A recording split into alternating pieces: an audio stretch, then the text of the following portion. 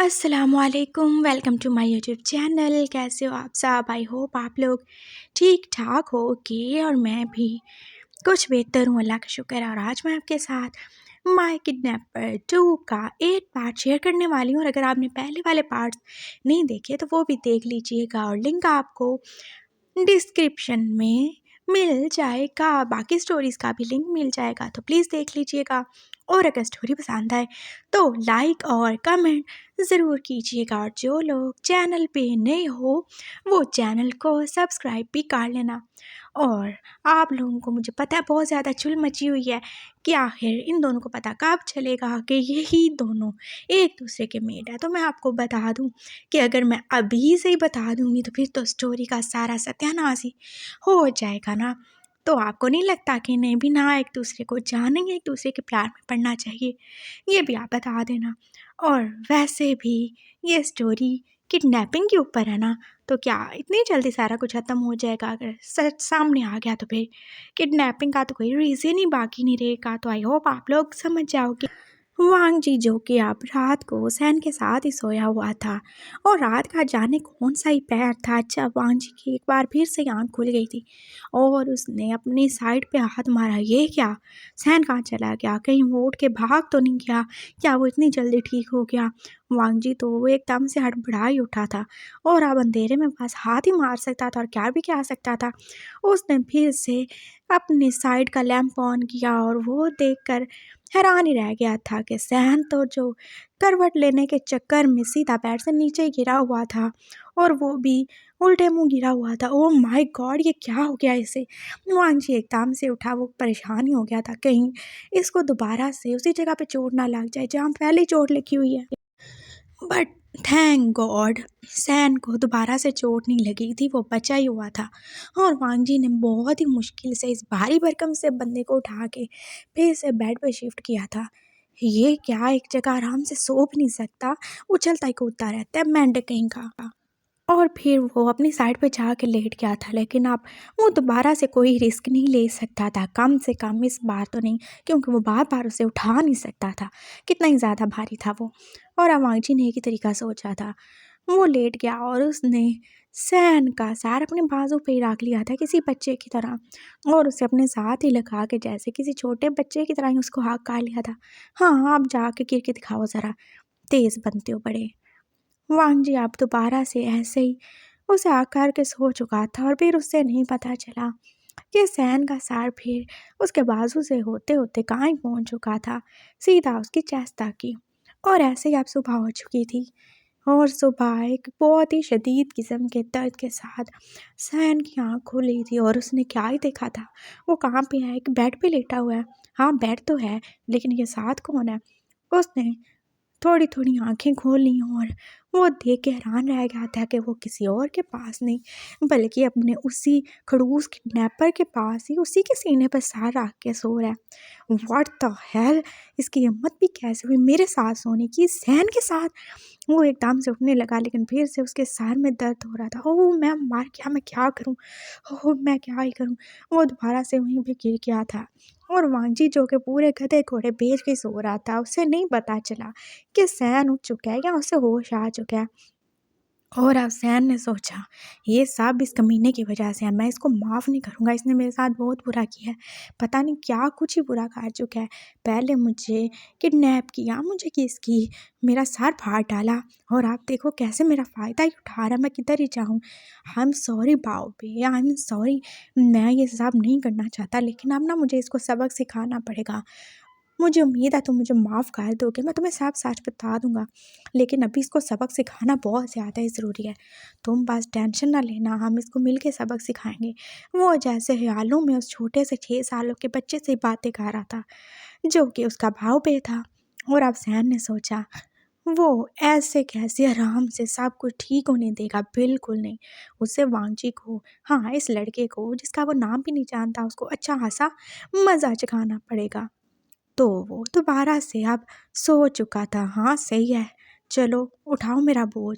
और अब उसने क्या किया था, अब उसने अपना सर दोबारा से वांगजी की चेस्ट पे रख दिया था, लेकिन अब उसने उसको टीज करने के लिए उसकी शर्ट के बटन खोल के जानबूझ के अपना मुंह जैसे उसके बीच में रख दिया था। हाँ लो मज़े, अब तुम्हें मैं मज़ा सिखाता हूँ। और वांगजी जो कि अभी तक सोया ही हुआ था, और सैन जो कि दोबारा से उसके ऊपर ऐसे ही सो चुका था, उसकी सेंट को फील करते हुए। बेगैरत कहीं का, अब तो इसकी सेंट भी मुझे ज़्यादा ही स्वीट लग रही है। पहले भी लगती थी, लेकिन अब तो कुछ ज़्यादा ही।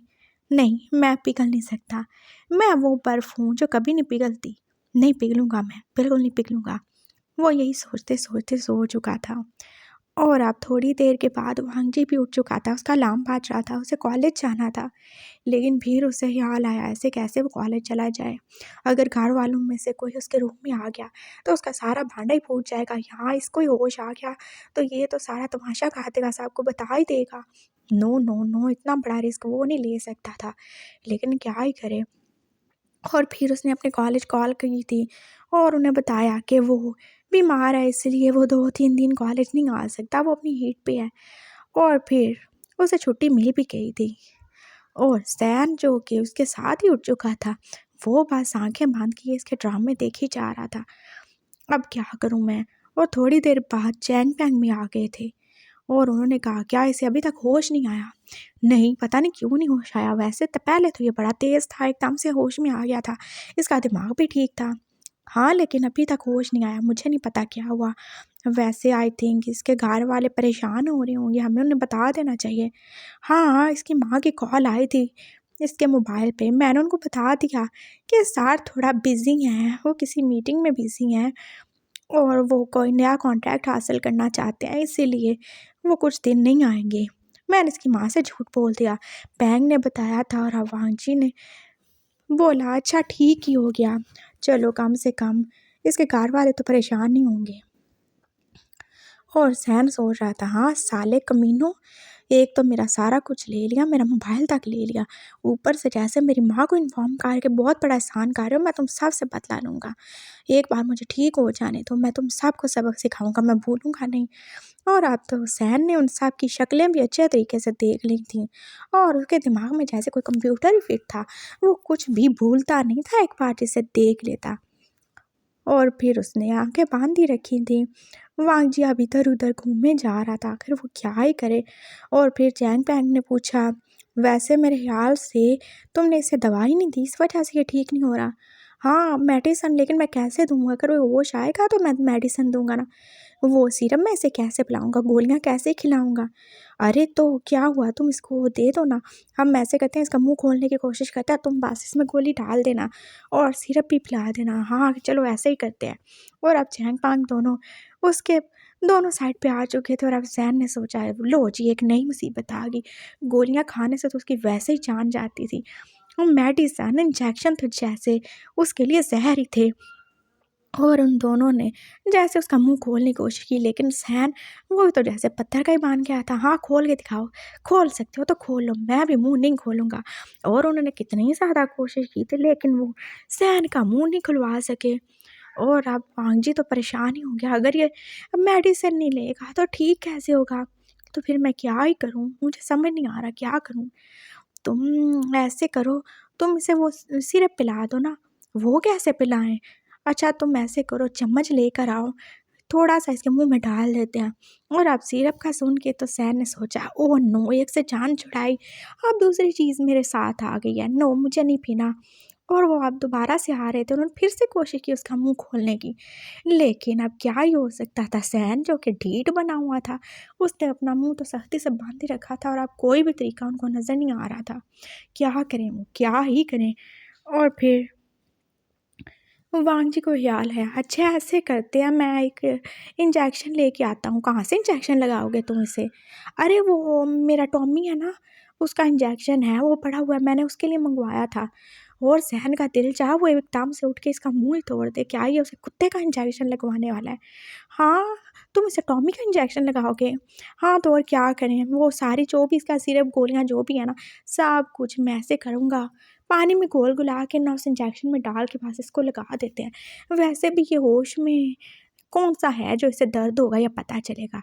इसी के फ़ायदे के लिए कहा रहे ना, वांगजी ने बोला। और अब सहन को तो जैसे और ही खतरा महसूस हो रहा था। वो कहाँ कुएं से पास के अब खाई में गिरने वाला था। नो वे, वो इंजेक्शन तो बिल्कुल नहीं लगवाएगा, और वो भी एक कुत्ते का झूठा इंजेक्शन। बिल्कुल नहीं। अब वो क्या ही करे? क्या वो इनको बता दे कि वो होश में है, सब सुन रहा है, या फिर क्या करे? उसे समझ नहीं आ रहा था। और फिर वांगजी ने बोला, अच्छा ऐसे करते हैं, एक और ट्राई कर लेते हैं। और अब चैंग ने बोला, वैसे मेरे पास एक और भी तरीका है। कौन सा तरीका? पहले क्यों नहीं बताया? हाँ, मैं ऐसे करता हूँ ना, मैं अपने मुंह में ना वो सिरप ले लेता हूँ, और वो मेडिसिन भी, और फिर मैं इसके मुंह में डाल दूंगा। क्या क्या ही बकवास किए जा रहे हो तुम? वांगजी को कितना ही ज़्यादा गुस्सा आ गया था। अरे तुम इतना ज़्यादा पोजेसिव क्यों हो रहे हो? वो कौन सा तुम्हारा हस्बैंड है? अरे नहीं, लेकिन ये कितनी गंदी बात है, ऐसे नहीं करो। और वो इतना फेमस सिंगर है, और तुम तो ऐसे उसके मुंह ही लगने की बातें कर रहे हो। हाँ तो और क्या करूँ? इसे मेडिसिन देनी है कि नहीं? तो तुम्हें इतनी ज़्यादा जलन हो रही है तो तुम ही दे लो, मैं क्यों दूँ? वांगजी को तो आप जैसे आग ही लग गई। हाँ तो फिर किसी को तो देनी है ना, क्या ये ऐसे ही मर जाएगा? और अब सहन सोच रहा था वो क्या करे। क्या वो ऐसे ही किसी के भी मुंह लगता रहेगा, और अब दोबारा से उसे ये किसी और से किसी करवानी पड़ेगी? वो नो, मेरे प्यारे लिप्स को इनको टच नहीं कर सकता मेरे बाऊ बे के अलावा। मैं क्या करूँ? क्या मैं उठ जाऊँ? नहीं, मैं नहीं उठ सकता, मुझे इनको सबक सिखाना है। अभी मैं ऐसे ही रहना चाहता हूँ, लेकिन अगर इनमें से किसी ने मेरे साथ कुछ खा दिया तो? वो कितना डर रहा था, वो एक एनिग्मा होके भी डर रहा था, और वो अभी होश में था, लेकिन वो बता नहीं सकता था कि वो होश में है। क्या करूँ? और अभी उसने मज़ीद कुछ सोचा ही था कि वांगजी ने बहुत गुस्से से वो सारा सिरप और वो जो सारी गोलियाँ थी एकदम से अपने मुँह में ली। और फिर सहन, जो कि अभी तक सोचों में गुम था, उसे पता नहीं चला, और वांगजी ने जल्दी से अपने हाथ से उसका मुंह खोल के अपने मुंह को उसके साथ लगा के जैसे सारा कुछ उसके अंदर ही उंडेल दिया था। और सहन को ना चाहते हुए भी अब वो कड़वा घूंट भरना ही पड़ना था, नहीं तो अगर वो उठ जाएगा तो पता चल जाएगा। और अभी वो इनको पता नहीं चलने देना चाहता था, वो इनके अंदर की खबरें लेना चाहता था, ताकि बाद में फिर इनको अच्छे तरीके से, बहुत ही अच्छे तरीके से सबक सिखाए, और इनको ऐसी जगह पे मारे जहाँ से ये कोई मेडिसिन भी ना ही ले सके।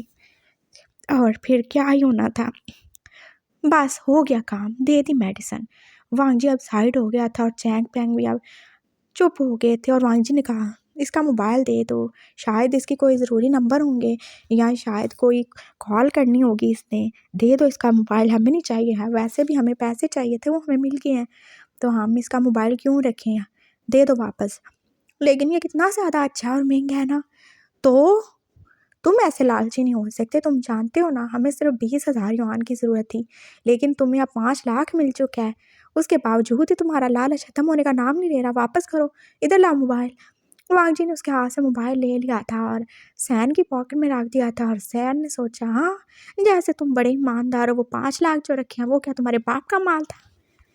सैन को उन तीनों पे बहुत ज़्यादा गुस्सा आ रहा था। इतनी मेहनत से ऐसे उसने गला फाड़ फाड़ के गा के वो सारे पैसे कमाए थे, और उन्होंने कैसे एकदम से ले लिए। लेकिन कोई बात नहीं, मैं अच्छे से इनको सबक सिखाऊंगा।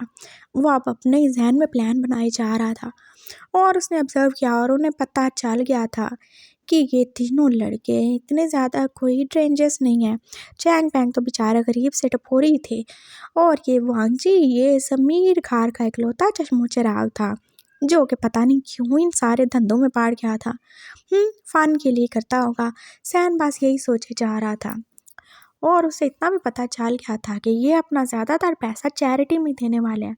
हाँ, अगर चैरिटी में देना था तो मुझसे वैसे भी मांग सकते थे, ये कोई तरीका नहीं हुआ। किडनैप करो, मारो पीटो, और किस करो, और फिर पैसे भी ले लो, ये कोई अच्छी बात नहीं है। सैन यही सोच रहा था। और फिर चैंग पैंग जा ही चुके थे, और वांगजी अब इधर से उधर घूम रहा था। और अब सैन को तो वॉशरूम जाना था, लेकिन वांगजी कहीं बाहर जाएगा तो वो जाएगा ऐसे कैसे उसके सामने जाएगा? वांगजी जो कि इधर से उधर बस घूम ही जा रहा था, और थैंक गॉड थोड़ी देर के बाद उसे सर्वेंट बुलाने आ गया था, शायद ब्रेकफास्ट के लिए। और वो दरवाजे को बाहर से लॉक करके अब चला ही गया था। और सैन ने शुक्र का सांस लिया, चलो दफ़ा हुआ। वो जल्दी से वॉशरूम गया, और फिर उसने थोड़ा थोड़ा अपना मुंह भी धो ही लिया था। हाँ, फ्रेश हो जाऊँ, गंदे मुंह वाले लड़के ने मुझे देखो टच कर लिया, किस सिखा दिया।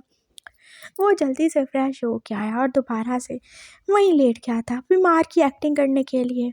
और फिर वांगजी आया। उसने क्या ही देखा था, ओह नो, इसको तो कितना ज़्यादा पसीना आ रहा है, देखो इसके तो कपड़े पूरे गीले हो गया और फेस से तो जैसे पानी टपक रहा था, इतना ज़्यादा पसीना, इतनी ज़्यादा गर्मी लग रही है बेचारे को। ओहो, बहुत बुरा हुआ। वांगजी को तो बड़ा ही तरस आ रहा था उस पर।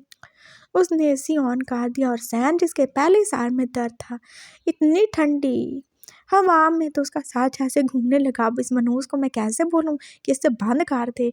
उसे कितना सख्त गुस्सा आ रहा था और वो क्या ही कर सकता था, अभी बेहोश रहने की एक्टिंग भी तो करनी थी। और फिर वांगजी जो एसी में इधर उधर चल रहा था, फिर उसे खुद भी ठंड लग गई, तो उसने एसी बंद दिखा दी और सैन ने कहा, अच्छा हुआ जान छूटी। लेकिन ये क्या, थोड़ी देर बाद दरवाजे पे नॉक हुआ था और आप कोई लड़की ही आई थी। और अब वांगजी ने जल्दी से वो कंबल सैन के मुंह के ऊपर कर दिया था, क्योंकि वो नहीं चाहता था कि शीजे को पता चले कि वो किसे लेकर आया हुआ है। और फिर सैन बस देख रहा था, थोड़ी थोड़ी आंखें खोल के, वो कौन थी, अरे वो तो लैंसी थी ना, उसकी दोस्त, वो यहाँ पे क्या कर रही है। और फिर उसने सुना वो दोनों आपस में बातें कर रहे थे। शीजे क्या है, आप क्यों आ गई मेरे रूम में, मैंने बोला था ना मेरा दोस्त है यहाँ पे रहता है। हूँ मैं और तुम्हारा दोस्त, सैन ने सोचा। हाँ वो थोड़ा सा काम था, देखो मैं ये कहना नहीं चाहती, करवाना नहीं चाहती, लेकिन पापा को कुछ पैसों की ज़रूरत है और तुम जानते हो ना, जब तक तुम साइन नहीं करोगे तो उन्हें पैसे नहीं मिलेंगे। मैं साइन नहीं करूँगा। अरे कर दो ना, देखो तुम्हारे पापा है ना, ज़रूरत है ना उन्हें। पहले वो मेरे साथ कितना बुरा करते हैं, आपको पता है, मुझे डांटते हैं, और वो तो उस बुढ़े से मेरी शादी भी करवाने चाह रहे थे। मैं नहीं करूँगा। वांगजी का तो मुँह ही बन गया। और लैंसी बस उसे अब पीछे से आगे काट चुकी थी। देखो मेरे प्यारे भाई, ऐसे नहीं करो, वो तुम्हारे पापा है ना, और मैं और मामा भी तुमसे बहुत ज़्यादा ही प्यार करते हैं। प्लीज़ तुम ऐसे नहीं करो, साइन कर दो ना, मेरे लिए नहीं करोगे क्या। शीजे मैं बस आपके लिए कह रहा हूँ, वरना मैं, आपको पता है, ऐसा कुछ भी नहीं करना चाहता। पापा मुझसे कितनी ज़्यादा नफ़रत करते हैं, मुझसे बिल्कुल प्यार नहीं करते। मैं कहूँ तो क्या मेरा कसूर है, मैंने तो खुद को नहीं बनाया ना। वो ऐसे ही बोलते हुए कितना इनोसेंट लग रहा था। और फिर उसने साइन कर दिए थे और लैंसी, जो कि आप कैसा ही शातिर शातिर नज़रों से अपने भाई की तरफ देख रही थी, और ये सब सैन अच्छे तरीके से ऑब्जर्व कर रहा था। ये झूठी कमीनी, ये मुझे क्या बोली जा रही थी कि इसका भाई इसके ऊपर बहुत ज़्यादा जुल्म करता है, इसका स्टेप ब्रदर हर चीज़ पे सांप बांध के बैठा हुआ है, लेकिन यहाँ तो कुछ और ही मामला था। ये कितनी ज़्यादा धोखली, झूठी और मक्कार है। मैं अब इससे बिल्कुल दोस्ती नहीं रखूँगा। और ये पागल बेवकूफ़ लड़का, इसे कुछ समझ ही नहीं आती, कैसे उसकी बातों में आ गया था, क्यों इसने साइन कर दिए। सैन को अब दोनों पे गुस्सा आ रहा था, वांगजी की बेवकूफ़ी पर और लैंसी की चालाकी पर। और सैन ने सोचा, जो लड़की अपने भाई की नहीं हो सकती, उसको धोखा दे सकती है। कैसे वो इसके साथ अभी अच्छे होने का ड्रामा कर रही थी, और बाहर मुझे क्या बोला कि उसका भाई कितना बुरा है, उसको टॉर्चर करता है, उसे कुछ खाने पीने को नहीं देता, टके टके का मोहताज कर रखा है, और यहाँ तो उसको ही बेवकूफ़ बनाई जा रही है। और मैं मासूम तो देखो इसकी बातों में आ गया। मैंने तो क्या ही सोचा था कि मैं तो इसके भाई को वो पिटवा के इसकी हेल्प करूँगा, लेकिन ये कितनी कमीनी निकली, मनहूस कहेंगी। बिल्कुल बात नहीं करूँगा मैं इससे, बिल्कुल दोस्ती नहीं रखनी मुझे ऐसे दोगले लोगों से। और एक ये पागल और बेवकूफ़, हाँ कितने ज़्यादा बेवकूफ़ हो तुम लड़के, लेकिन मुझे तुमसे कोई हमदर्दी नहीं है। अगर तुम्हारा हस्बैंड आएगा, वो देखेगा कि तुम कितनी ज़्यादा बेवकूफ़ हो, वो तुम्हें अच्छे तरीके से सेट करेगा। कोई इतना बेवकूफ़ कैसे ही हो सकता है। सहन बस यही सोच रहा था, उसे उन दोनों पे गुस्सा आ ही जा रहा था। और अब इसी तरह उसे लहनसी की सच्चाई भी पता चल गई थी, बस पता नहीं चली थी तो वांगजी की सच्चाई। और अब उसे भूख लग रही थी, अब मैं क्या करूं, ये तो मुझे कुछ खाने को देगा ही नहीं, लेकिन मैं कैसे खाऊं, अगर मैं उठूंगा तो इसको पता चल जाएगा। मैं क्या करूं, मुझे नहीं समझ आ रहा। उसको बहुत ज़्यादा ही भूख लग रही थी, भूख के मारे तो जैसे उसके पेट में चूहे क्रिकेट ही खेल रहे थे। और उसे भूख तो ज़्यादा ही लगती थी ना, उसे ज़्यादा पावर जो चाहिए वो एक एनिग्मा जो है।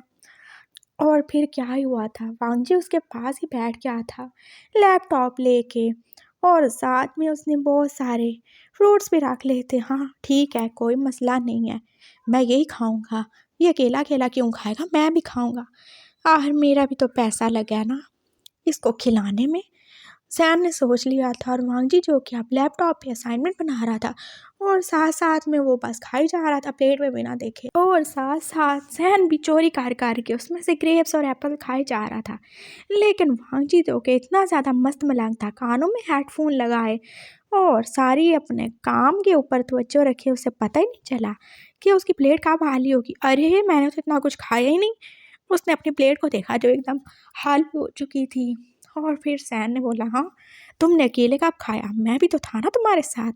और वांगजी तो जैसे परेशान हो गया, क्या मेरे कमरे में कोई भूत है या मैं खुद इतना भूखा हो गया कि मैंने इतना कुछ ही खा लिया और मुझे पता भी नहीं चला, फिर भी मैं अभी भूखा हूँ, क्या करूँ मैं।